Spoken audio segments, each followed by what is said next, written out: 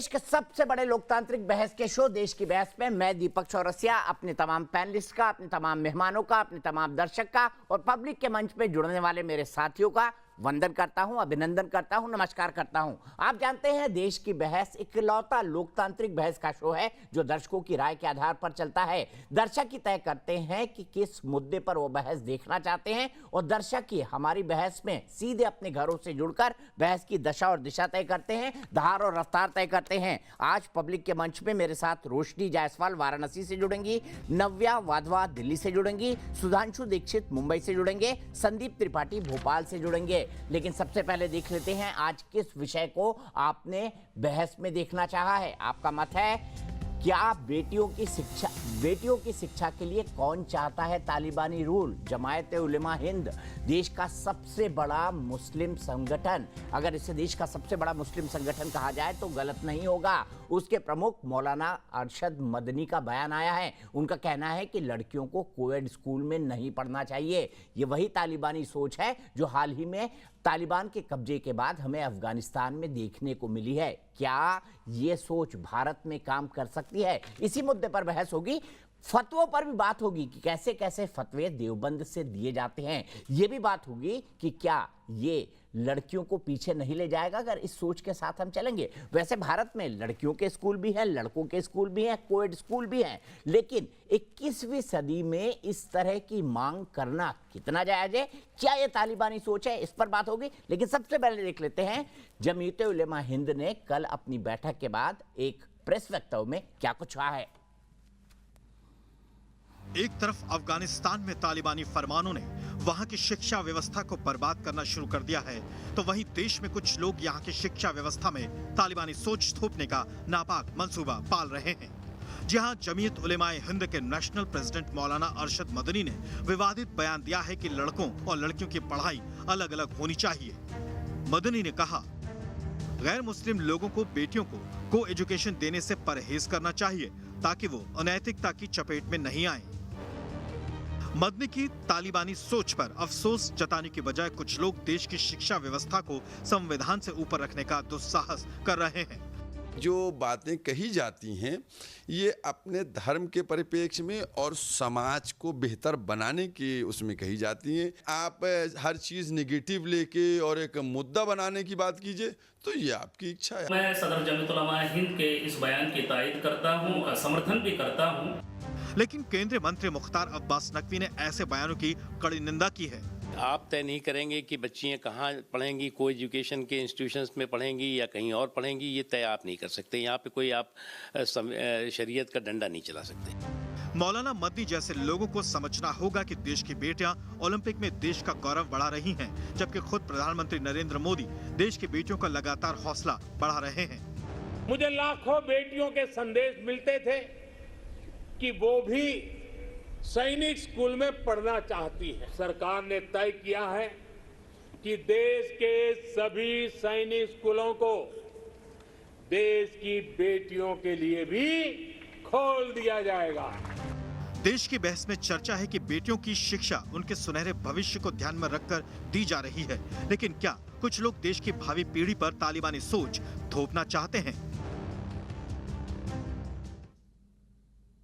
और देश की बहस में हमारा आज का सवाल इसी से जुड़ा है, क्या आज के भारत में को एजुकेशन का विरोध सही है जो मौलाना अरशद मदनी ने किया है? शो के दौरान हायाना में आप अपनी राय दे सकते हैं। आप हमारी वेबसाइट पर जा सकते हैं, आप हमारे मोबाइल ऐप पर जा सकते हैं, आप हमारे ट्विटर हैंडल पर जा सकते हैं, आप हमारे फेसबुक पेज पर जा सकते हैं। कार्यक्रम के बारे में अगर कोई राय है, सुझाव है, आप शो के अंदर शामिल होना चाहते हैं तो आप हमें 9711002266 पर व्हाट्सएप करें। सीधे से अपने बड़े पैनल को इंट्रोड्यूस कर देता हूं। मेरे साथ भारतीय जनता पार्टी की राष्ट्रीय प्रवक्ता और मेरी बहुत अच्छी दोस्त और पुरानी कलीग शाज़ एलमी जुड़ गई हैं। मेरे साथ सोशल एक्टिविस्ट शबनम खान हैं, मेरे साथ सोशल एक्टिविस्ट और फिल्म मेकर अंबर जैदी जुड़ी हुई हैं, मेरे साथ असगर खान साहब हैं जो कि एक पॉलिटिकल एनालिस्ट हैं, मेरे साथ जुहाल नूरी जुड़ गई हैं जो कि एक अफगान रिफ्यूजी हैं और जुहाल बहन यहीं भारत के अंदर रहती हैं और उनसे जानते हैं कि क्या होता है जब लड़कियों को पढ़ने नहीं दिया जाता या उनकी स्कूली शिक्षा को रोक दिया जाता है। असगर खान साहब, सबसे पहले आपसे जानना चाहूंगा, मौलाना अरशद मदनी के बयान से सहमत है? क्या कोएड स्कूल बंद कर दिए जाए भारत में? नहीं, स्कूल बंद नहीं कर दिया जाए ना। मदनी साहब ने ये बात कही है मगर मैं उनके बयान से सहमत हूँ। उनका कहना अगर पूरी डिटेल से होता क्या है, हम तस्वीर का एक रुख देखकर, सिक्के का एक रुख देखकर किताब बंद कर देते हैं। ऐसा नहीं करना चाहिए। सिक्के के दोनों रुख देखें, जो उन्होंने कहना चाहा है, जो उनकी बात का मतलब है, उस तक हमें पहुंचना चाहिए, उसकी तह तक पहुंचना चाहिए। उनका कहना यह है कि भाई बच्चों में लड़कियों की और लड़कों की तालीम अलग अलग होना चाहिए, कोई एजुकेशन नहीं होना चाहिए। एक तो ये कि ये उनका अपना ज़ाती ख्याल है, हम इत्तेफाक रखते हैं उससे, इसलिए। और उन्होंने उसकी बाकायदा डिटेल दी है। क्यों इत्तेफाक रखते हैं भाई? माशरे में जब महिलाएं आज फौज में अफसर बन रही हैं, सैनिक स्कूल में प्रधानमंत्री उनको एडमिशन दे रहे हैं, स्पेस साइंस कर रही हैं, मंगलयान को अंतरिक्ष में पहुंचा रही है, चंद्रयान पर काम कर रही हैं, तब ऐसी सोच बताइए ना असगर भाई। दीपक चौरसिया साहब, जी दीपक चौरसिया साहब, वही मैं बताना चाह रहा हूँ। उनका कहना यह है कि उस लाइफ में, जिस लाइफ की उन्होंने बात करी है, और उस एज में जिसकी आप बात कर रहे हैं, ज़मीन आसमान का फ़र्क होता है। वो एज बिल्कुल एक मैच्योर एज होती है। उस एज में जिम्मेदारियां दूसरी होती हैं, उस एज में सोच अरे दूसरी सर, होती जब है। बचपन में पढ़ेगी नहीं तो स्पेस साइंटिस्ट क्या बनेगी? अगर बचपन में पढ़ेगी नहीं तो सैनिक स्कूल में कैसे एडमिशन होगा उसका? अरे अगर फौज में जाना है तो एनडीए में पढ़ना ही पड़ेगा। मैं यही तो बात कह रहा हूँ। अरे दीपक चौरसिया साहब, यही तो मैं कहना चाह रहा हूँ कि पढ़ने को मना नहीं किया है, पढ़ने को मना नहीं किया है। नहीं, पर लड़कियों के स्कूल में ही क्यों? बताइए, लड़कियों के स्कूल में क्यों? अगर कोएड में जाएंगी तो क्या दिक्कत हो जाएगी? मुझे सिर्फ ये बता दीजिए, कोएड में जाने से ये दिक्कत होगी? भाई यही तो कहना, अरे यही तो कहना है कि उससे माशरे में बिगड़ाव पैदा होता है। क्या बिगड़ाव पैदा होता है? कि माशरे में बिगड़ाव पैदा होता है। नासमझ बच्चे, आप सुनिए, फिर पूरी बात सुनिए। वो नासमझ बच्चे बच्चियां होती हैं, आपस में एक दूसरे से दोस्ती होती है, और दूसरी चीज़ें फिर दूसरी तरफ, दिमाग भी दूसरी तरफ जाते हैं। ना सही से एजुकेशन हो पाती है, ना सही से कोई काम हो पाता है। माशरे का बिगड़ाव अलग होता है। जिस एज की आप बात कर रहे हैं वो एज अलग होती है। ओके। मुझे सुप्रीम कोर्ट के एक वकील असगर खान की ये बात सुनकर बहुत जोर से हंसी आ रही है कि माशरे में बिगड़ा हो जाता है, कैरेक्टर खराब हो जाता है लड़की का अगर कोएड स्कूल में पढ़ती है। शाजिया एग्री करेंगी? शाजिया बताइए, असगर भाई से एग्री करेंगी आप? असल में आप रुकिए तो असगर भाई, एक इकलौती बयानबाजी मत करिए, आप समझा नहीं पा रहे हैं ठीक से उसको। अख्तर भाई साहब, मैं आपकी बात से बिल्कुल भी इत्तेफाक नहीं रखती। नहीं, आप समझ नहीं पा रहे। आपकी बात से आप समझ नहीं पा रहे। मैंने जो भी सुना है आपकी बात को, आप उम्र का तकाजा दे रहे हैं। अब सबसे पहले तो हम सबको ये भूल कर कि कौन कैसे कब कहाँ किस तरह से किसके साथ, उस सब को भूलकर सिर्फ और सिर्फ तालीम की और खासतौर से बच्चियों की हमारी तालीम पर तवज्जो देनी चाहिए, उस पर फोकस करना चाहिए। इतनी बंदिशें रही हैं, अब वो एजुकेशन हो, ऐसे हो, इस उम्र में ये हो, उस उम्र में वो हो। देखिए, जहनियत और नियत, और आप बात करते हैं अगर मुसलमान होने की भी, तो नियत पे इतना जोर दिया गया है। आपकी नियत क्या है? अगर आपकी खराब नियत होगी और जहनियत खराब होगी ना, हर चीज आपको बुरी लगेगी, आपको हर चीज में गंदगी नजर आएगी। अगर आपकी साफ नियत होगी ना, तो आप हर चीज अच्छे पैसे करेंगे। तो मुझे लगता है ये बहुत जरूरी है, बहुत जरूरी है कि आप लोग जो हैं बच्चियों की एजुकेशन में बजाय बंदिशें लगाने के लिए, उस पर ध्यान देने के लिए कि क्या किसके साथ पढ़ रही हैं, कब पढ़ रही हैं, क्या पहन के पढ़ रही हैं, क्यों पढ़ रही हैं, किस तरह से पढ़ रही हैं, आप बस भूलिए इन सब बातों को और सिर्फ के वास्ते, कुरान के वास्ते, संविधान के वास्ते, इंसानियत के वास्ते आप अपनी बच्चियों को कहिए तालीम हासिल कर, मेरी बेटी मेरी बहन जाओ पढ़ो।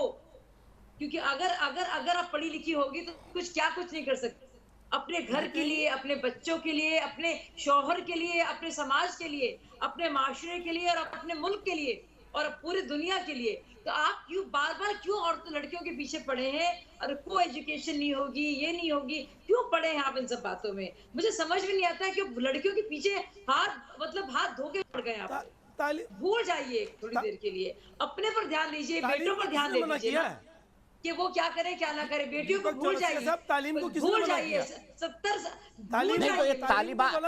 ये तालिबान सोच वाली शर्तें क्यों लगाई जा रही है, बताइए ना। तालीम को मना नहीं किया है, तो ये तालिबान सोच वाली शर्तें क्यों लगाई जा रही है असगर खान साहब, बताइए। मेरे साथ अफगानिस्तान की एक बहन बैठी है, मैं अभी आ रहा हूँ आपके पास, दोनों के पास आ रहा हूँ, बहुत वक्त है मेरे पास, अंबर और शबनम। एक बच्चियों को जीने दीजिए खुले आजाद आसमान के नीचे। एक मिनट, तालिबान नहीं बनने देंगे यहाँ पे। जीने का अधिकार कोई नहीं छीन रहा है, तालिबानी जीने का अधिकार नहीं छीन रहा है, तालीम को मना नहीं कर रहे हैं। तालिबान आप हम पंछी हैं, अरे तालिबान, अगर तालिबान सोच को हमारा खारिज नहीं दुश्मन, करेंगे। ना कीजिए, हमारा तालिबान दोस्त, हमारा है हमारा। दुश्मन, वो इब्लीसी हमारा सोच है, उस इब्लीसी एक सोच से मिनट दूर ठहरिए तो रहिए। आप ब्रेक लगाइए आप जरा। नहीं भाई साहब, आप रुक जाइए। आप क्यों इब्लीसी सोच की बात नहीं हो रही है। आप अगर क्यों हमारा कोई मुतासिर हो रहे दोस्त, हमारा तालिबान से दुश्मन इतने? कोई भी आप अच्छी क्यों बात कहता है मुतासिर हो उसको रहे मान हैं? लेना चाहिए। प्रधानमंत्री जी ने अगर क्या तालिबान कहा? कोई आप अच्छी बच्चों बात के कहते लिए हो आप क्यों नहीं रास्ते खोलिए। मानेंगे? बच्चों के लिए रास्ते खोलिए। अगर आपको ये फर्क नहीं पड़ता है कि रास्ते तो education खुले हो हुए जो हैं, हो, तालीम बच्चा को मना नहीं पढ़ेगी। कर रहे हैं। ठीक है, हर हाल में आप कह रहे हैं अंबर बड़ी बड़ी बात कही, बड़ी बात कही असगर खान साहब ने। असगर खान साहब एक मिनट रुक जाइए, अंबर आ रही है, एक मिनट रुक जाइए। उन्होंने कहा कि अगर हमारा कोई दोस्त या दुश्मन और तालिबान भी अगर अच्छी सलाह देता है लड़कियों की शिक्षा के मामले में, तो हमको तुरंत मान लेना चाहिए इसको। पहले अंबर फिर शबनम। सबसे पहले ये आपकी ज़हनियत है, आपकी गंदी ज़हनियत है जो शाहजहाँ एक तालिबानी मिनट, सोच शाहजहाँ को एक मान रही है। मिनट, शाहजहाँ एक मिनट, अंबर। सबसे पहले तो जो आपकी गंदी अजमत खान ज़हनियत साहब है, ने अपनी बात कही ज़हनियत को थी संभालिए, कि महिलाएं अपनी ज़बान एक को उस संभालिए, उम्र अपनी तमीज़ को आप में संभालिए। सॉरी अजमत जहाँ से खान साहब पढ़ के बात आई हो, सुन लीजिए, फिर आप मत मेरी करिए बात का आप जवाब उसको। दीजिएगा। आपने जो पिछले आपने अभी पिछले अपने बयान में कहा था कि आप उस इमेच्योर एज की बात कर रहे हैं, जब महिलाएं बहुत इमेच्योर होती हैं, उनको समझ नहीं होती, वो गलत हरकतों में या गलत चीज़ों में पड़ जाती हैं। तो हमें कोई भी समस्या होती है ना, तो उसका निवारण करना होता है। हमारे अगर शरीर में कोई अंग जख्मी हो जाता है तो हम उसको काट के नहीं फेंक देते, हमें उसको ट्रीट करते हैं। आप एक सुप्रीम कोर्ट के लॉयर हैं, मुझसे ज़्यादा आप कानून को समझते हैं। हमारे अगर देश में इस तरीके की प्रॉब्लम आ रही है तो हमें जेंडर सेंसिटाइजेशन की बात करनी चाहिए, सेक्स एजुकेशन की बात करनी चाहिए। आप पढ़े लिखे वकील हैं, आप कोई ऐसे रूढ़िवादी तो नहीं लगते देखने से, तो आप इस तरीके की मानसिकता को बढ़ावा ना दीजिए। और दूसरी बात जो लोग आर्टिकल 14 के आर्टिकल 25 की बात करते हैं, तो उससे पहले आर्टिकल 14 आता है। मेरी बात सुन लीजिए ना, आप बहुत देर से बोल रहे हैं ना, मैं वेट कर रही हूँ, आपकी बात सुन रही हूँ।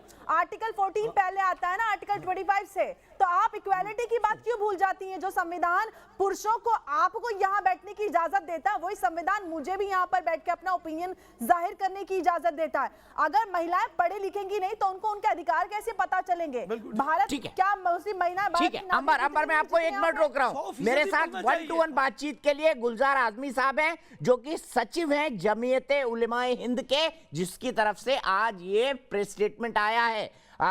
गुलजार आजमी साहब, आपका बहुत बहुत स्वागत करता हूं। सबसे पहले मैं आपसे ये जानना चाहता हूं, क्या मतलब है अरशद मदनी साहब के ये कहने का?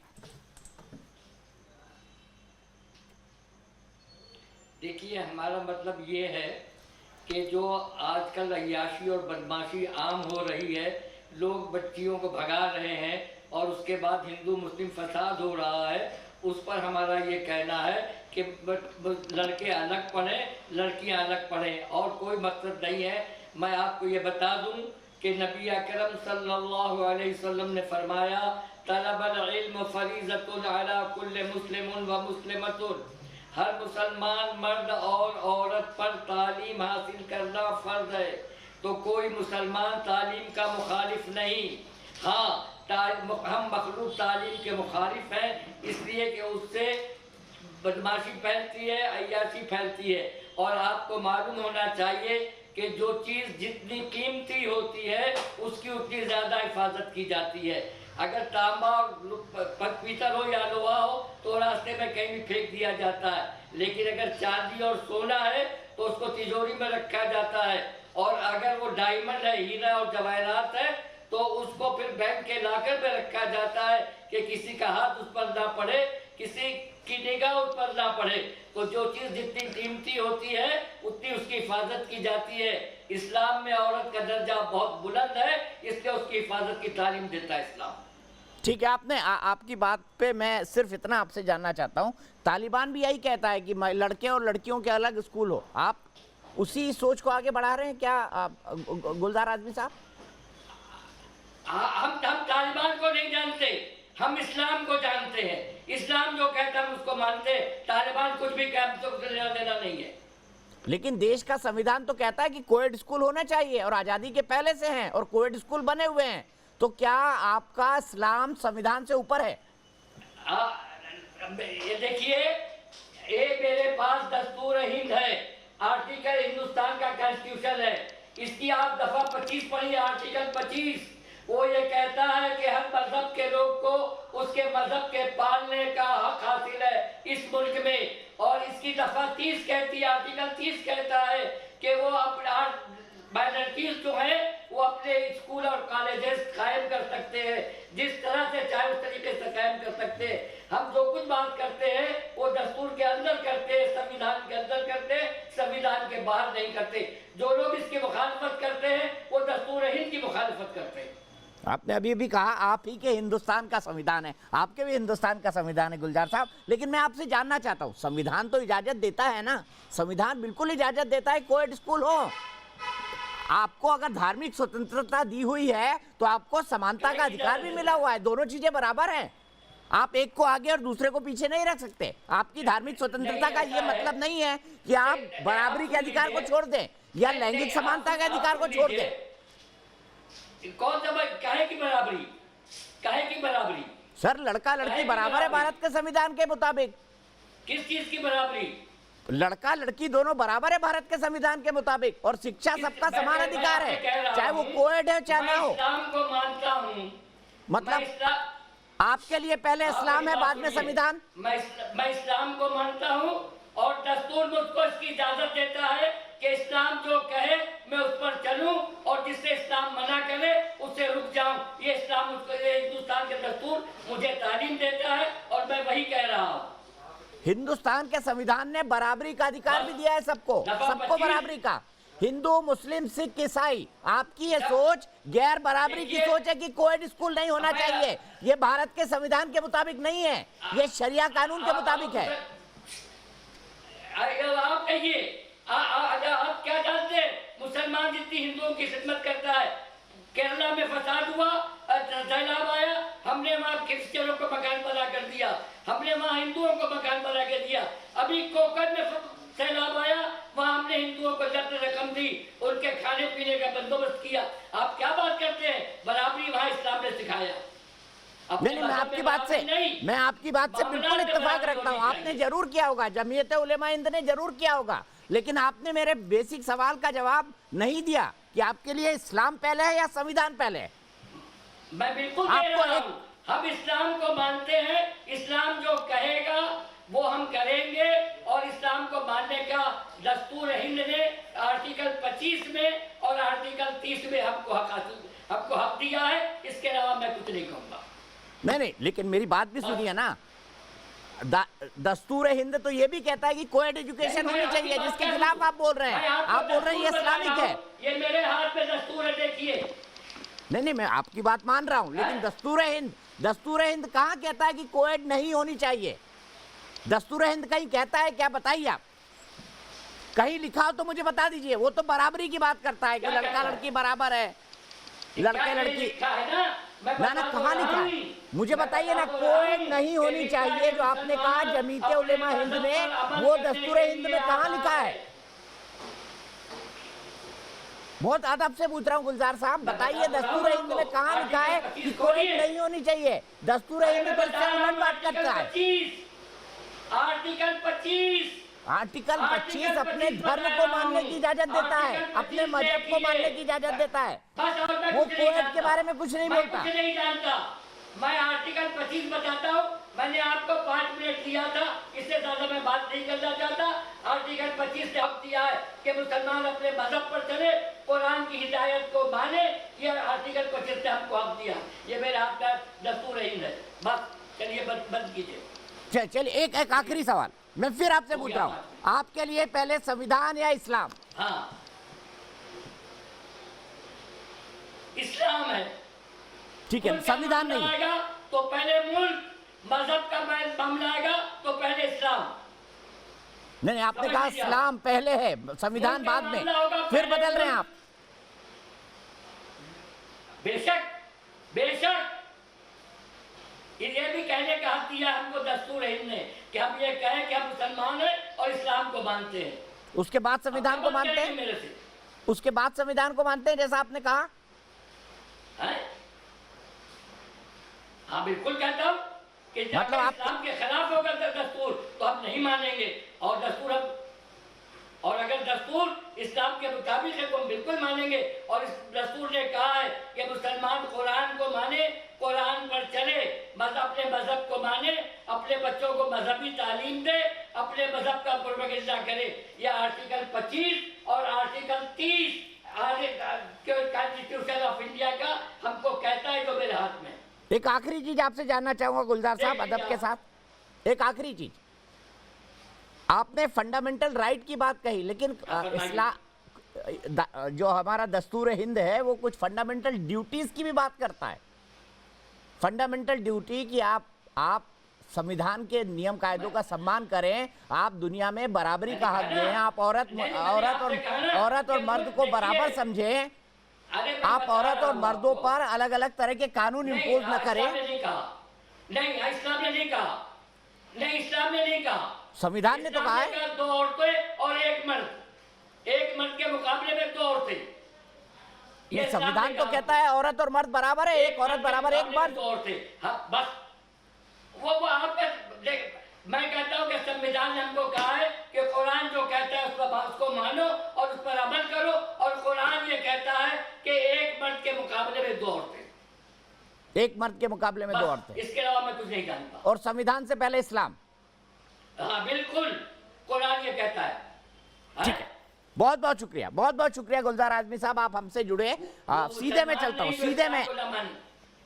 अरे वो मुसलमान नहीं जो इस्लाम को ना माने, वो मुसलमान नहीं जो इस्लाम को ना माने, आप समझ लीजिए इस बात को। ठीक है, ठीक है, मैं सीधे यहाँ से इस्लाम में ला इकराह फिद्दीन, कोई जोर जबरदस्ती नहीं, जिसका जी चाहे इस्लाम को माने, जिसका जी चाहे ना माने। इस्लाम ने साफ कहा ला इकराह दीन, दीन के अंदर कोई जबरदस्ती नहीं है। जो जिसका जी चाहे वो इस्लाम को पसंद करे, जिसका जी चाहे वो ना पसंद करे।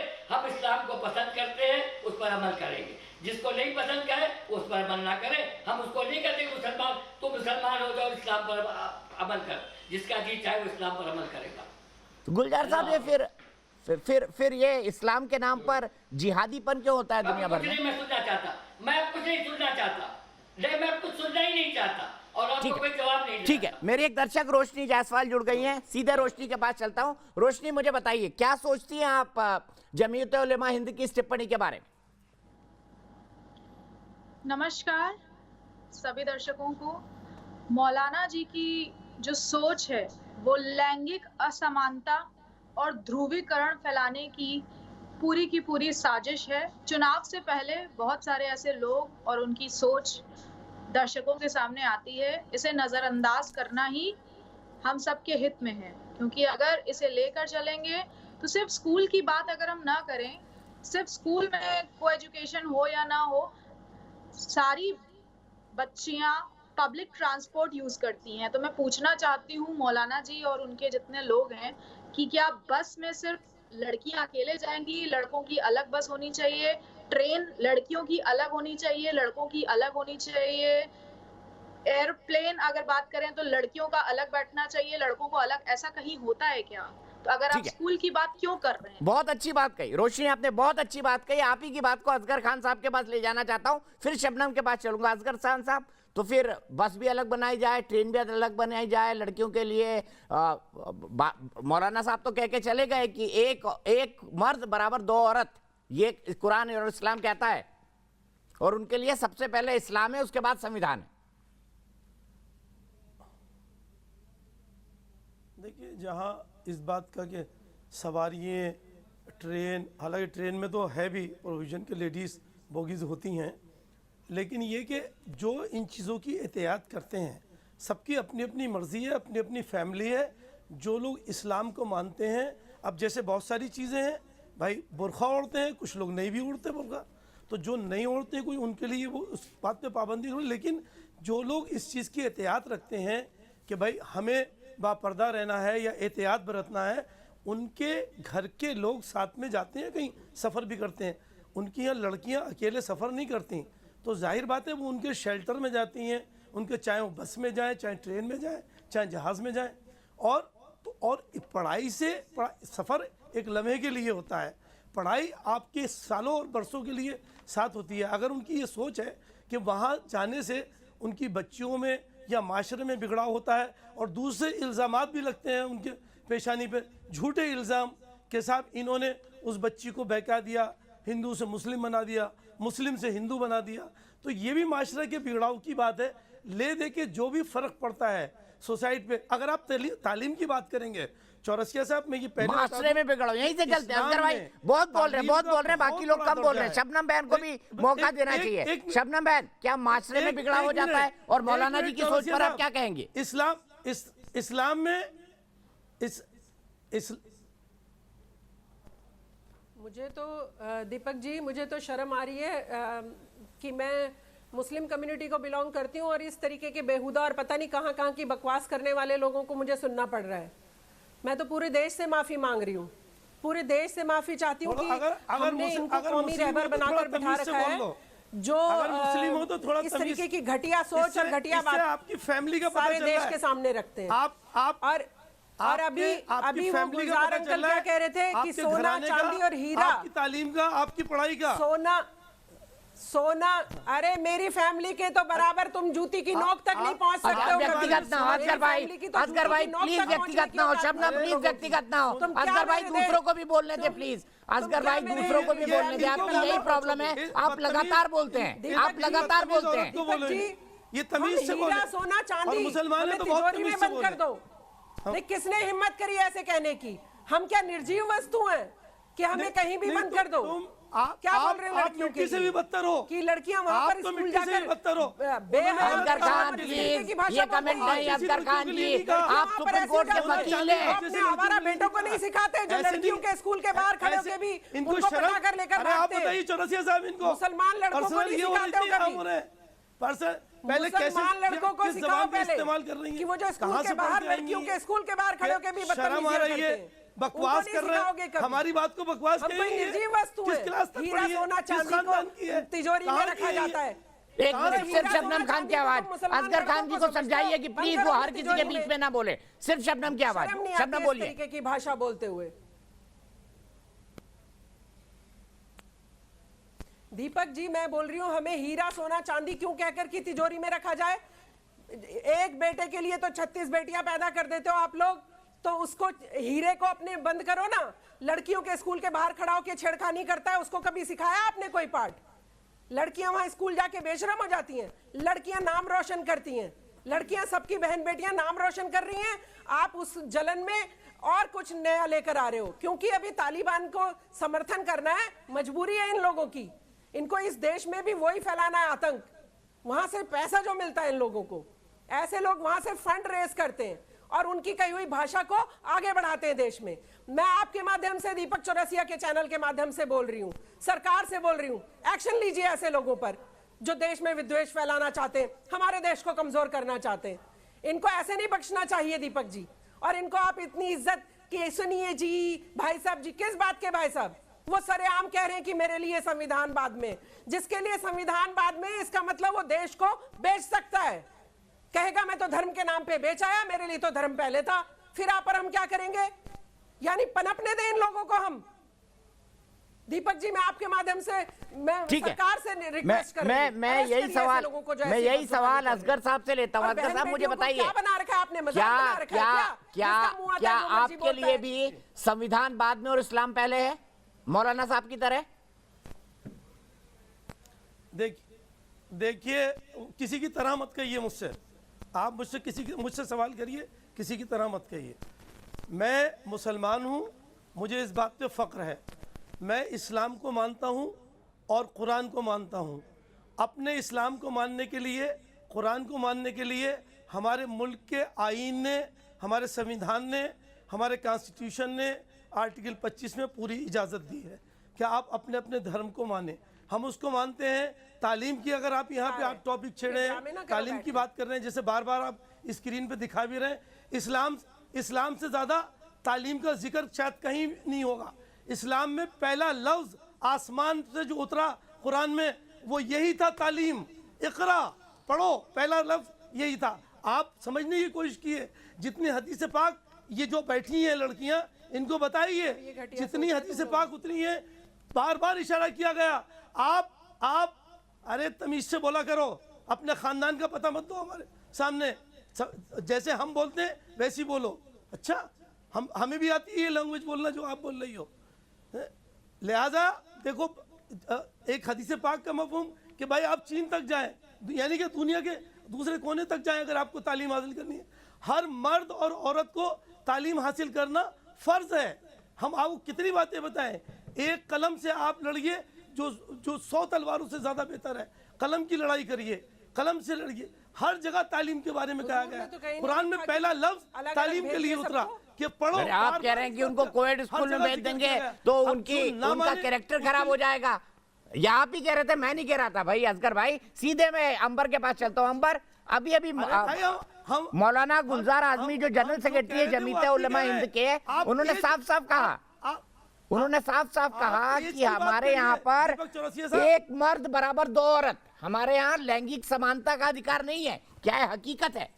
जी, जो उन्होंने ये बात कही है ये तो कुरान की रोशनी में बिल्कुल उन्होंने सही बात बोली है, लेकिन हम यहाँ पर जो रहते हैं, हिंदुस्तान में रहते हैं, और साथ ही साथ मैं इस्लाम की भी बात कर लूँ तो यहाँ पे बैठ के असगर खान साहब भी ये बात कर रहे हैं कि इस्लाम में सबसे पहले इकरा लफ्ज़ आया है और सबसे पहली आयत यही ला इकराह फिद्दीन।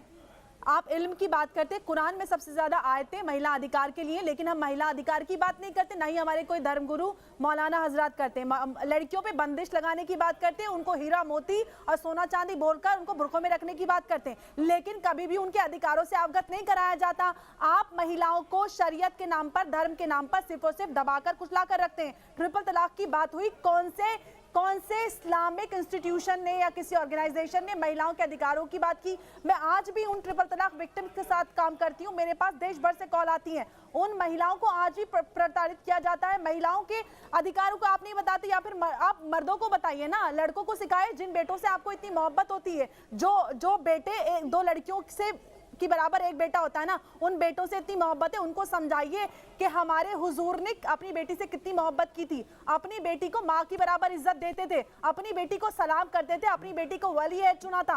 आप बेटों को ये नसीहत क्यों नहीं देते?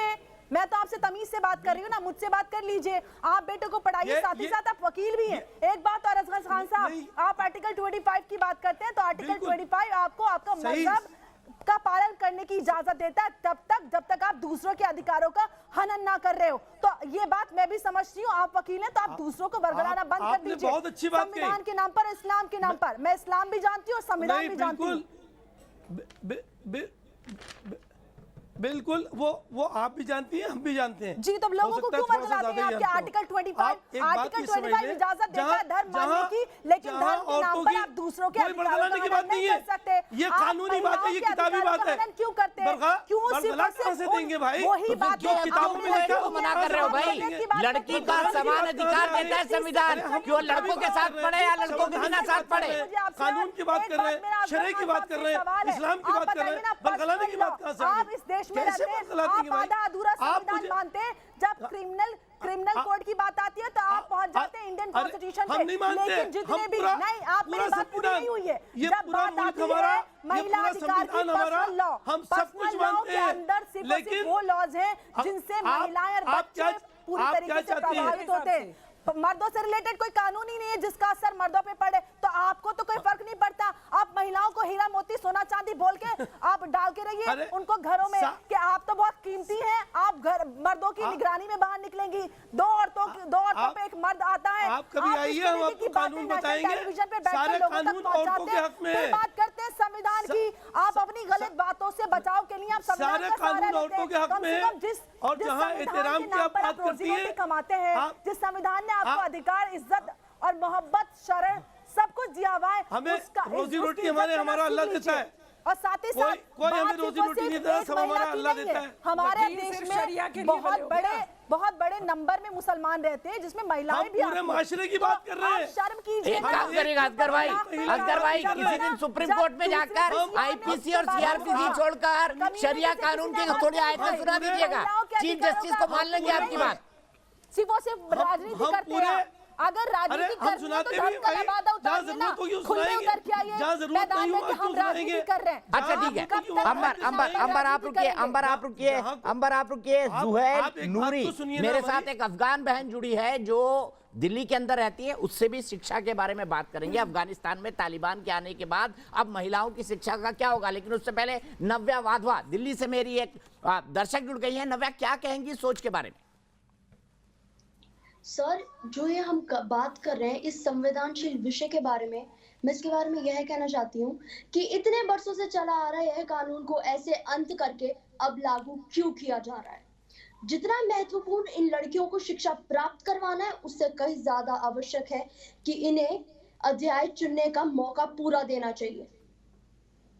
बिल्कुल सही कहा आपने, बिल्कुल पूरा मौका। और भारत का संविधान लड़के और लड़की को बराबर रखता है, कोई भेद नहीं करता, न धर्म के आधार पर, न मजहब के आधार पर, न रंग के आधार पर, न राज्य के आधार पर, न किसी कौम के आधार पर। तो मेरा सवाल सीधे जुहैल नूरी से है। जुहैल, बताइए, तालिबान के आने के बाद लड़कियों की शिक्षा का क्या होगा? क्या हाल देखे थे आपने जब तालिबानी शिक्षा प्रणाली थी? वो भी ये कहता है कि नहीं, महिलाओं को ऐसे नहीं निकलना चाहिए, दो लोगों के साथ निकलना चाहिए, हिजाब में निकलना चाहिए, लड़कियों को जो है वो 15 साल के ऊपर हो जाए तो उनका जबरन निकाह करा देना चाहिए। क्या सोचती हैं आप, अगर भारत में आप ऐसी बात सुनती है तो?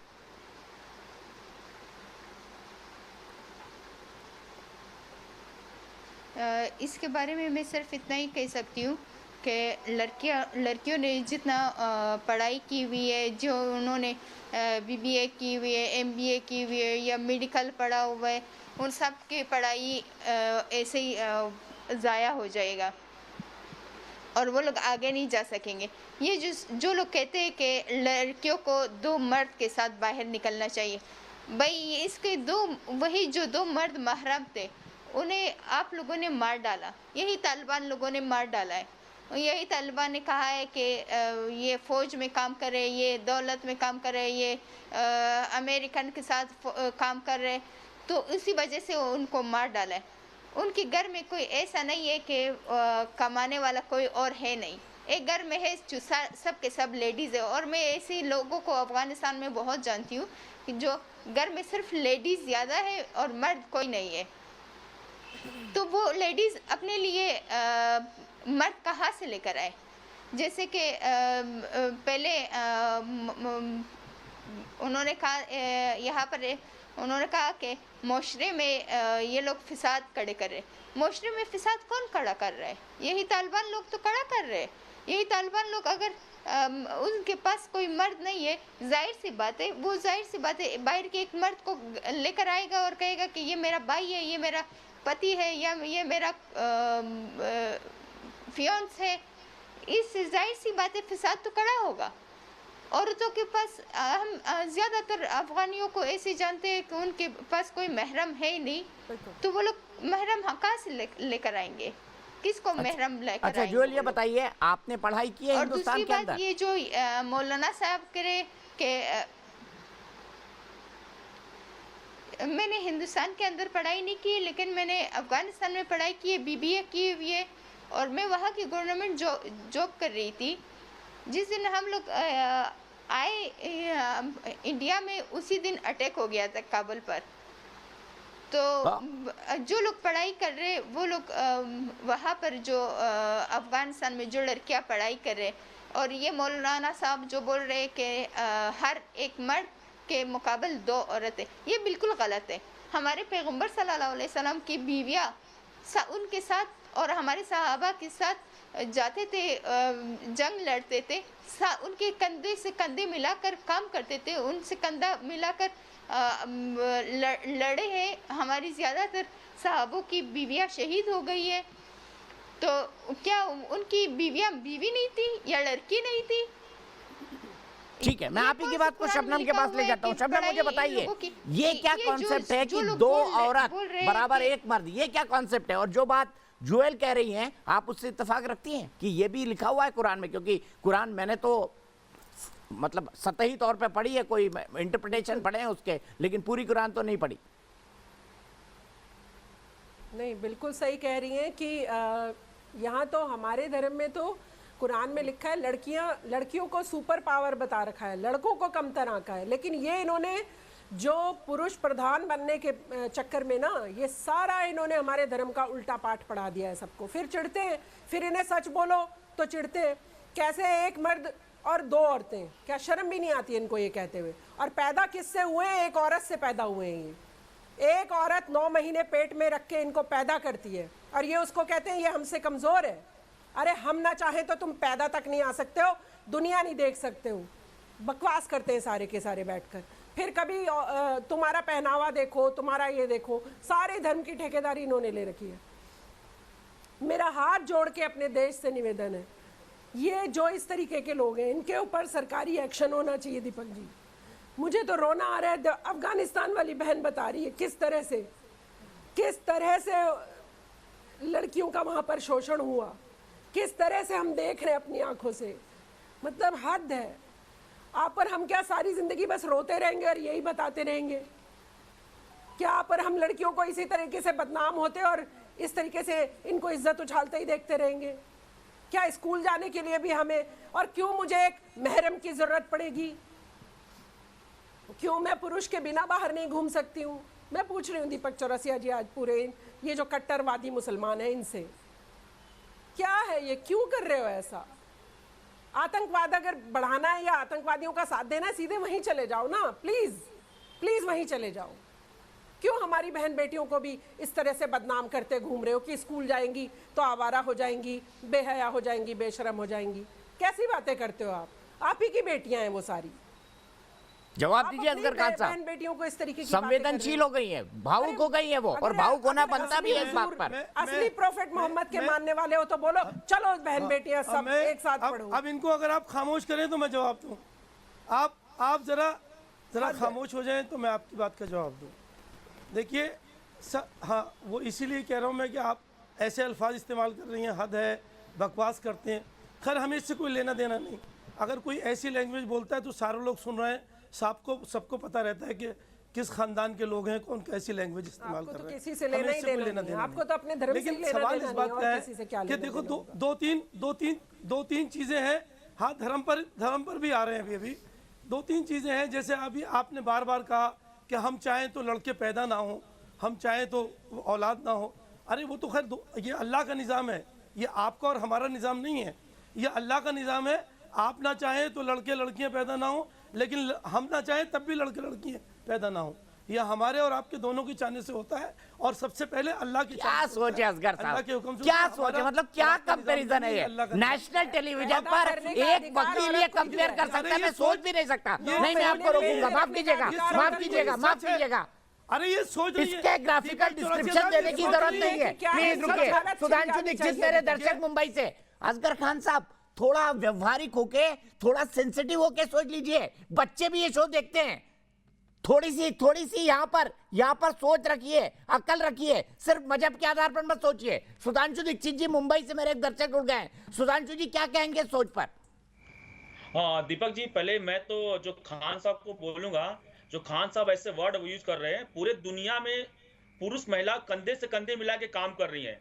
खान साहब को सोचना चाहिए था, छोटी बात वो कर रहे हैं महिलाओं को लेकर, उनका सोच एकदम गंदा हो चुका है। तालिबान को अभी 2 दिन नहीं हुआ आजाद होके दीपक जी, वो महिलाओं को कहां से तो महिला टीचर लेके आएंगे? और तो 1800 और 1900 शताब्दी वाला बात कर रहे हैं। आगे चल के लगता है कि वो महिलाओं को वोट भी देने का भी अधिकार छीन लेंगे ये लोग। जैसे आगे संगीत बंद कर दिए ये लोग तालिबान में। तो मुझे लगता है रजत जी, ऐसे लोग को आप टीवी चैनल में मत बुलाया करिए जो महिलाओं के बारे में छोटी सोच रखते हैं। ठीक है, मैं यहीं से सीधे अंबर के पास चलता हूं। अंबर, क्या कहेंगे इस सोच पर? दीपक जी, मुझे बहुत अफसोस होता है। असगर खान साहब शबनम जी को तो उनके खानदान तक पहुंच रहे हैं, लेकिन वो खुद उनसे बड़े हैं और खुद एक पढ़े लिखे वकील भी हैं। तो आप अपने क्या दिखा रहे हैं लोगों को, ये सब पता चलता है। हम अगर कोई गलत है उसको आप गलत भाषा में जवाब दे रहे हैं तो आप कौन सा सही हो जाते हैं? आपके हिसाब से अगर वो गलत भाषा में बात करें तो आपने कौन सी मीठी भाषा में, कौन सी तमीज की भाषा में बात की? मेरी बात पूरी नहीं हुई, मैं किसी के बीच में नहीं बोलती असगर खान साहब। तो मैं आपसे रिक्वेस्ट करती हूँ मेरी बात सुनी जाए। तो यहाँ पर आपके हिसाब से शबनम खान की भाषा गलत है तो आपकी भाषा उनसे कहीं ज्यादा गलत है।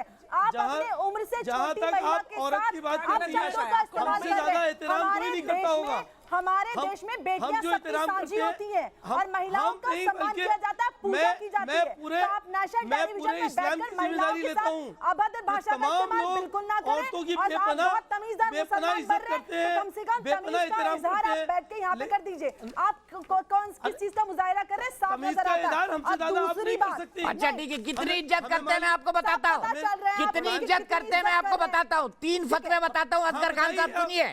3 फतवे सुनाता हूँ आपको, 3 फतवे बताता हूँ आपको, सुनिए, जो आपने लड़कियों को लेकर दिए। आप कह रहे हैं ना बहुत इज्जत करते हैं। पहला फतवा, गीता का श्लोक पढ़ने वाली आलिया के खिलाफ दारुल उलूम देवबंद का फतवा। आलिया ने कहा मुझे कोई फर्क नहीं पड़ता, मैं पढ़ती रहूंगी। मौलाना हबीबुर रहमान खैर खादी दारुल उलूम देवबंद के ही हैं। इन्होंने टाइट बुर्का पहनने पर फतवा जारी किया। कैसा करने से महिलाओं को शैतान की आंखें घूरती है, इन्होंने ये कहा। शैतान यही घूम रहे जो देख रहे ना टाइट बुर्के में महिलाओं को। झारखंड से योग सिखाने वाली राफिया नाज के खिलाफ फतवा जारी हुआ और उन्हें उनके घर जाकर धमकी दी गई। उन्हें कहा गया कि वो गैर इस्लामिक काम कर रही हैं, लेकिन राफिया ने जमकर इस फतवे का विरोध किया और पुलिस की सुरक्षा में आज भी योग सिखा रही है। यह है आपका पाखंड वाला फतवा वाला चेहरा, जो आप जिस इस्लाम का इंटरप्रिटेशन आप समझा रहे हैं, ये आपका फतवा वाला चेहरा। अगर सिर्फ इंटरप्रिटेशन सही को सही, गलत को गलत कहेंगे, जो जिस चीज की, अच्छा ये तीनों फतवे ठीक है, ये तीनों फतवे ठीक है, गलत कहेंगे, ये तीनों फतवे ठीक है। सही को अगर मौलाना ने कहा टाइट कपड़े, टाइट बुर्खा, या अगर कोई अपना चेहरा दिखा के, बाल दिखा के जाती है, उसे शैतान की निगाहें घूम कि देश बाद में, संविधान बाद में, मेरा धर्म पहले है। सही कहा है। पर्दे का हुक्म किसको पहले आया है? जो इस्लाम में दिया है, अगर उसके खिलाफ वर्दी करती है कोई भी औरत है, हमारे घर की हो, आपके घर की हो, हम उसको गलत कहेंगे, हम सपोर्ट नहीं करेंगे। उसका आप यहाँ पर बैठ के उसका लिबास पहनने वालों को सपोर्ट नहीं करेंगे। अलग-अलग देशों में मुसलमान महिलाएं अलग-अलग संस्कृति के हिसाब से शर्म आनी चाहिए। तो आप ये अरेबियन कल्चर को यहाँ पर बैठकर अपने पजामे देखो, आप अपनी पजामे देखो कैसे। अच्छा मैं 1 मिनट के लिए रोक रहा हूँ, मेरे साथ एक मेहमान और जुड़ेंगे। लेकिन असगर खान साहब, आप वाकई में सुप्रीम कोर्ट में औरतों के लिए खासकर अरे भाई क्यों झूठ बोल रहे हैं आप कुरान के नाम पे? सबसे पहले आया। ठीक है, बिलाल खान एक नए राजनीतिक विश्लेषक मेरे साथ जुड़ गए। बिलाल मुझे बताइए, मौलाना अरशद मद्दी ने ठीक कहा? देखिए दीपक जी, जिस तरीके से उन्होंने कहा, उससे कुछ देखकर कहा गया होगा, उस पर कोई हम इस तरीके से बात नहीं कर सकते कि भी वो महिलाओं के खिलाफ है, इस देश की एजुकेशन के खिलाफ है। उन्होंने कहा है मैच्योरिटी लेवल पर कहा है उन्होंने कि भाई कम उम्र की बच्चियां हैं, इस तरह की लड़कियां आप हैं, उनमें मैच्योर नहीं होती है, वो लोग मैच्योर के जरिए वो शादी उनको बातों में लाके शादी के लिए मना लेता है, भगा के ले जाता है। उस लेवल पर बोला गया है। इसको ये नहीं बोला गया कि महिलाओं को, बच्चों को कोई सम्मान न हो या बच्चे आपस में ना पढ़ पाए। ये सिर्फ एक उनका पॉइंट ऑफ व्यू है। इसे अगर हम इस पर समर्थन करें तो अच्छी भी बात है, इसमें कोई गलत थोड़ी ना बोला गया है। अगर कम उम्र की बच्चियां बड़े लड़कों के साथ पढ़ती हैं, उनसे एज में जाते हैं, तो उसको हम इस तरीके से भी नहीं कह सकते। किस स्कूल में कम उम्र की बच्चियों को ज्यादा उम्र के बच्चों के साथ पढ़ाया जाता है? एक आध स्कूल मुझे भी बता दीजिए बिलाल खान, एक आध स्कूल मुझे बताइए ना जहाँ कम उम्र की बच्चियों को बड़े उम्र के बच्चों के साथ पढ़ाया जाता है हिंदुस्तान में। बहुत सारे तालीमात ऐसे हैं देश के अंदर, सरकारी स्कूल हैं, बहुत सारे सरकारी स्कूल हैं। गजब है आपकी बात। ना आप बताइए ना, ऐसे स्कूल बताइए जहाँ कम उम्र की बच्चियों को बड़े उम्र के लड़कों के साथ पढ़ाया जाता है। एक स्कूल बता दीजिए ना, नाम बताइए मुझे।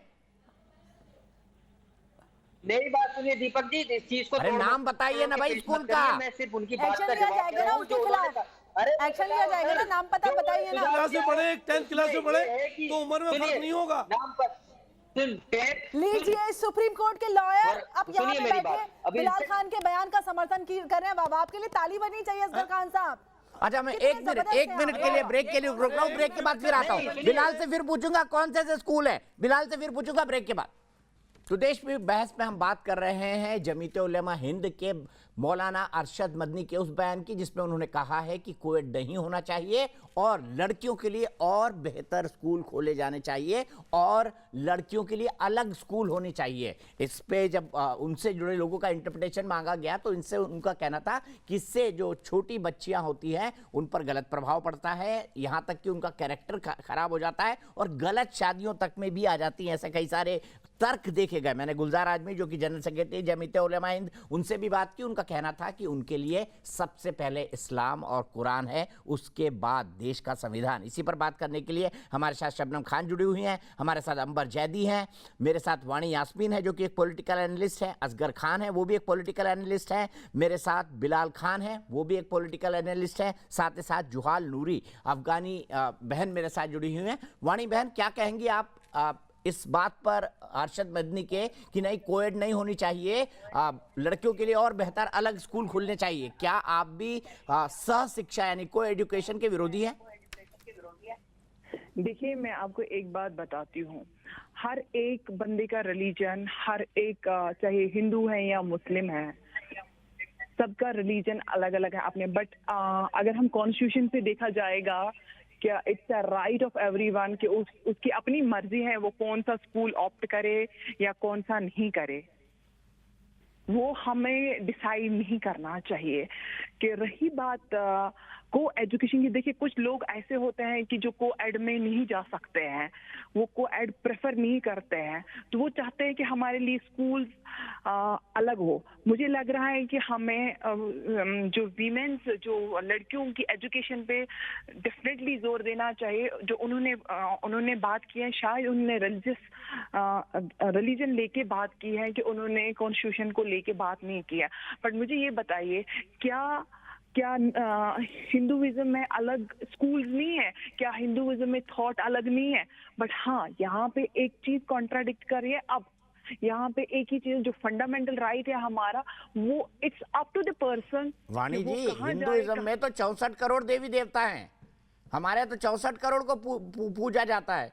और हमारे यहाँ तो ये भी कहते हैं पाहन पूजे हरि मिले तो मैं पूजू पहाड़, इससे तो चाकी भली पीस खाए संसार। तो हमारे यहाँ तो अलग अलग चीज तरह की चीज अलग अलग लोग मानते हैं और एक ही दूसरे को कॉन्ट्राडिक्ट करते हैं और बड़े एक साथ रहते हैं बड़ी खुशी से। मुझे लग रहा है कि हिंदुइज्म में भी कॉन्ट्राडिक्ट करते हैं, एवरीवन इज कॉन्ट्राडिक्टिंग। अगर आप कॉन्स्टिट्यूशन को लेके, कॉन्स्टिट्यूशन की, हाँ फंडामेंटल राइट है हमारा, को एड है, it's up to the person कि वो कहाँ जाए कहाँ नहीं जाए, it's up totally up to the person. But हाँ, जहाँ तक फीमेल की, अगर हम आजकल के रेशियो देखा जाएगा कंट्री में, रेशियो क्या हो रहा है रेप का, कि जिसको जहाँ जाना होगा चला जाएगा, जिसको को एजुकेशन लेनी होगी वो को एड में जाएगा, जिसको सिंगल वैसे जाना होगा वो लड़कियों के स्कूल में चला जाएगा। फिर यहाँ पर भारत में डिक्टेट करने की क्या जरूरत है? सवाल ये नहीं है, डिक्टेटर क्यों सवाल बन रहे हो? ये है कि तालिबानी हो क्या? आपका बयान वो लोगों को बोल रहे हैं कि अलग अलग स्कूल बना दो क्योंकि और भारत में रहना है तो संविधान की ही कहना है। वो भी बोल रहे हैं कि आप अपनी बच्चियों को अलग कर दीजिए। तो मैं बता दूं, भारतीय संस्कृति, आप भारत में रहती है लेकिन आपको भारत का वाणी जी सुन लीजिए, अंबर आपको जवाब दे रही है। वाणी जी सुन लीजिए, अंबर की बात का जवाब दे दीजिएगा। इस देश में मातृ शक्ति की पूजा की जाती है। आदि शक्ति पूरे सनातन धर्म का आधार है। आपकी जानकारी के लिए महिलाओं की पूजा की जाती है, महिला शक्ति की। और इस देश में देवियां, यहाँ पे कितनी सारी देवियां हैं जिनकी पूजा की जाती है। और दूसरी बात, इस देश में हमेशा से लड़के लड़कियां एक साथ पढ़ते आए, ये इस देश का इतिहास है। तो आपको शायद पता नहीं है। दूसरी बात आप कर रही हैं, आर्टिकल 25 की संविधान इजाजत देता है कि आप कोई कुछ भी ऑप्ट कर सकता है, कीजिए। लेकिन मौलाना मदनी कौन होते हैं ये ज्ञान देने वाले इस देश के लोगों को कि आप लड़कियों का स्कूल अलग बना दीजिए क्योंकि लड़कियां बिगड़ जाती हैं और वो गलत हरकतों में पड़ जाती हैं। मौलाना मदनी को बयान देना चाहिए था उन लड़कों के लिए जो असामाजिक तत्व हैं, जो लड़कियों को परेशान करते हैं, जो इस्लाम को नहीं मानते। क्योंकि कुरान सबसे पहले लड़कों को हुक्म देता है कि अपनी निगाहें नीची करो। आप एक महिला होकर इस तरीके की भाषा का इस्तेमाल करती है और उनके बयान की तायद भी कर रही है। मुझे ताज्जुब होता है यास्मीन जी आपके इस बयान पर कि आप एंटी विमेन मौलाना मदनी ने बोला रिलीजन पूरी तरीके से समर्थन कर रही है। आप तो संविधान को भी समझती है ना, इस्लामिक स्कॉलर यहाँ पे नहीं बैठी होगी, किसी ने जबरदस्ती नहीं की, तो मौलाना मदनी कौन होते जबरदस्ती करने वाले? आर्टिकल 25 हमें हमारा मजहब फॉलो करने की इजाजत देता है, ना कि किसी के मौलिक अधिकारों का हनन करने के लिए। आप लोगों को आपके ओवैसी से लेके सबने आर्टिकल 14, 21 और 25 पकड़ रखा है। आप समझ तो लीजिए ना पहले क्या कहता है आर्टिकल 21, 25 और 14। मैंने फिर से आप लोगों के अधिकारों का हनन करेंगे। मौलाना मदनी कौन होते हैं? मैंने रिपीटेड बोला कि it's up to the person whether he और शी वांट टू गो। यही तो सवाल है। ठीक है, सीधे बिलाल खान के पास चलते हैं। बिलाल खान, क्या कोविड में पढ़ने से लड़कियां जो है वो, जैसे असगर भाई भी बोल रहे थे कि शायद गलत रास्ते पर चली जाती हैं, गलत शादियां कर लेती हैं, या आप भी ये मानते हैं बिलाल? देखिए दीपक जी, सबसे पहले तो मैं सब जो पैनलिस्ट बैठे हैं उनको ये बताना चाहूंगा, ये देश जो है कानून से चलता है। ये देश कानून के अलावा किसी से नहीं चलेगा। जो भारत का संविधान है, जो हमारे आर्टिकल 14, 21, 25 जो सबका राइट है। और रही मदनी साहब की जो जिन्होंने स्टेटमेंट दिया है, फंडामेंटल ड्यूटीज है संविधान में, वो भी बता दीजिए ना। संविधान लड़का और लड़की को समानता का हक देता है, वो भी बता दीजिए। महिलाओं के अधिकार नहीं बताते। देखिए दीपक जी का दोगलापन देखिए, इनको संविधान के अधिकार पता है, महिलाओं के अधिकार नहीं बताते जो शरीयत देती है। मुझे लग रहा है कि दोगलापन यही में निकल जाता है। बिलाल जी आप बिलाल जी जवाब दे रहे हैं, मैं आपके पास आता हूँ। आपके कनेक्शन ड्यूटीज पता है जो शरीयत कहती है, लेकिन महिलाओं के अधिकार नहीं बताते जो शरीयत कहती है। आप दोगले इतने में आपका दोगलापन यही निकल जाता है। आपको जहाँ मीठा लगता है वहाँ आपका महिला होने के बाद बोला जा रहा है, इसका क्या मतलब? आप है क्या? आप हिंदुस्तानी हैं या मुसलमान हैं? आप संविधान मानते हैं या शरीयत मानते हैं? आप कुछ नहीं मानते, आप अपनी कन्वीनियंस के हिसाब से मानते हैं जहाँ आपको सूट करता है। ये है आपके दोगलापंथी। अंबर सुन लीजिए, बिलाल की बात सुन लीजिए। बिलाल, इसका क्या मतलब हुआ? आप महिला होने के बाद भी इतना बोले जा रही है, क्या महिला होने के चलते उनको तब बोलना चाहिए या बिलाल खान के ऊपर नहीं बोलना चाहिए?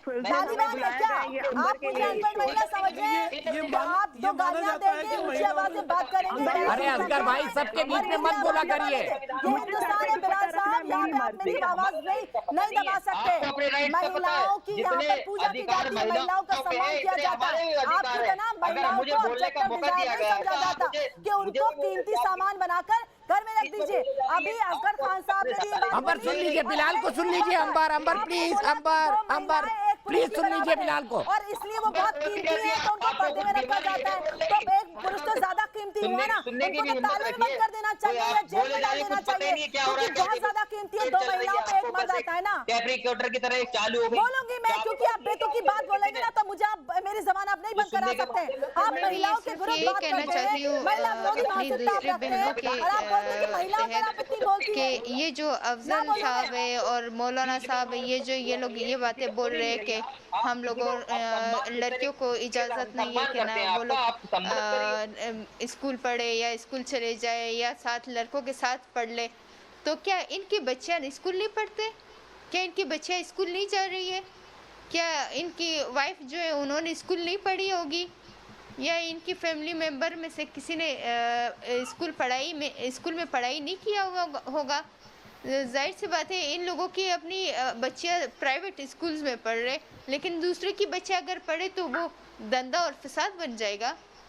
बताइए बिलाल खान, जवाब दे दीजिए। खराब होगा, जवाब दे दीजिए। जो लोगों ने खराब किया हुआ है, अगर जुहैल की बात का जवाब दे दीजिए। सुनिए,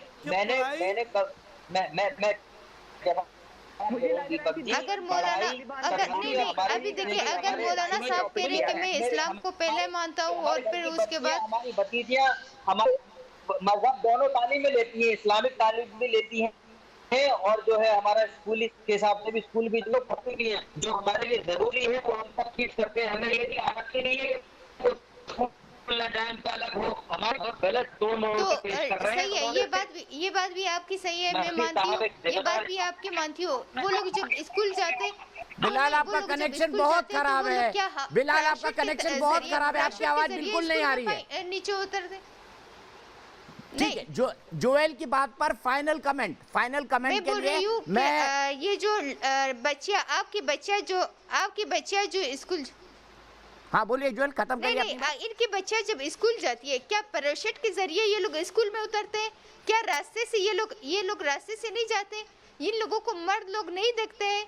या क्या ये लोग बुर्का पहन कर जाते हैं? यही इंडिया में या किसी और मुल्क में जो ये लोग रह रहे, क्या वो लोग ऐसे ही जाते हैं?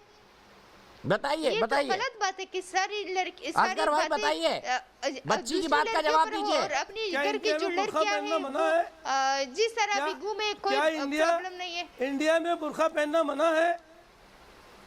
बुर्का पहनना सवाल पूछ रहे हैं, बड़ा मासूम सवाल है उनका। ये बात आपको सही है। मैंने बुर्का पहना हुआ है, मैंने बुर्का पहना हुआ है, मैंने मास्क लगाया हुआ है। मैं जब बाहर निकलती हूँ जाहिर सी बात है मुझे टॉर्चर होता है। आप पर्दा कर रही हैं तो गलत है। सताते हैं, आपकी पता नजर नहीं में ये पर्दा क्यों गलत इस है। तरह पहना हुआ है। ये अभी हमने पढ़ाई का कब मना किया? मौलाना मंत्री ने पढ़ाई के लिए कब मना किया? ठीक है, एक मिनट, आखिरी कमेंट शबनम खान से। शबनम, हम डिबेट को समाप्त करिए। इस सोच पर आप क्या कहेंगी चलते चलते? पढ़ाई जरूरी है, 100% जरूरी है। सिर्फ शबनम की आवाज। दीपक जी, ये वाले छाप टाइप मुसलमानों की प्रॉब्लम है। देश से तो सब कुछ चाहिए, सारी दुनिया से सब कुछ चाहिए, लेकिन ना हम देश को कुछ देंगे और ना देश के संविधान को मानेंगे। बस ये पकड़ के बैठे हैं और इसके लिए जो षड्यंत्र चला रहे हैं ना ये देश में, ये चलने नहीं दिया जाएगा। मैं आपके माध्यम से इनको सतर्क कर रही हूँ कि होश में आ जाइए। अगर देश को कमजोर करने की कोई बात की, किसी बहन बेटी के खिलाफ इस तरीके की बातें की, आपकी जब बेटियां चलती हैं सड़कों पे, अलग सड़क बनवा रखी है क्या उनकी? तो इस देश में सबको समान अधिकार से जीने दीजिए। और अगर इस तरीके की बातें करते रहेंगे तो आपके लिए कानून के दरवाजे खुले हैं, आप कहां जाएंगे? अपना ध्यान रखिए।